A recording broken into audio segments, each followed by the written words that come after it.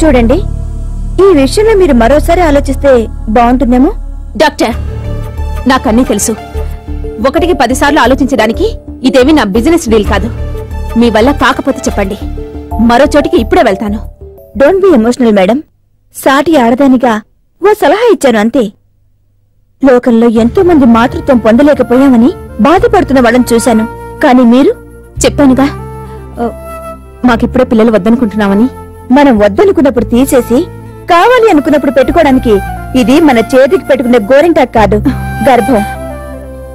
అది స్త్రీకి భగవంతుడిచ్చిన గొప్ప వరం. దాన్ని నువ్వు వద్దనుకుంటున్నావు. ఒక ఆడదానిగా ఈ అబార్షన్ కి నేను వ్యతిరేకిని.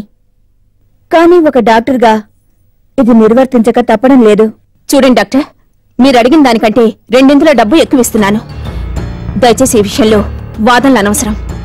ఓకే, మీరెంతగా అడుగుతున్నారు కాబట్టి నా పని నేను చేస్తాను. కానీ మీ డబ్బు కోసం కాదు. రండి.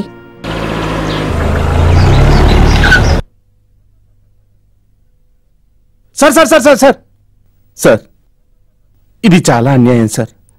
కరుడు కట్టిన తీవ్రవాదులకు కూడా వాళ్ల వాదన వినిపించుకోవడానికి న్యాయస్థానంలో అవకాశం ఇస్తారు. మీరు నిందితుల్ని కోర్టులో హాజరుపరచకుండా మీ ఆధీనంలో స్టేషన్లో ఉంచుకోవటం చట్టవిరుద్ధం. ఇలా చేయటం మానవ హక్కుల ఉల్లంఘన. ఆహా, నీకు చాలా విషయాలు తెలిసే. ఇన్ని తెలిసి నీకు నైతిక విలువలు తెలియకపోవటం చాలా ఆశ్చర్యంగా ఉంది. సార్, నేను నిందితున్నే గాని దోషిని కాను. నాకీ నేరంతో ఎలాంటి సంబంధం లేదు. నా భార్య నా మీద కోపంతో నన్ను పట్టించుకోకపోవచ్చు. కానీ నేను ఈ స్థితిలో ఉన్నానని తెలిస్తే ఓ వ్యక్తి తప్పకుండా వస్తాడు. దయచేసి చెప్తారా? నీకు కావాల్సిన వ్యక్తి ఎవరతను? నా తండ్రి. ఏమిటి, నీకు తండ్రి కూడా ఉన్నాడా? ఇన్స్పెక్టర్. ఐ మీన్ బతికే ఉన్నాడా అని. ఉన్నాడు.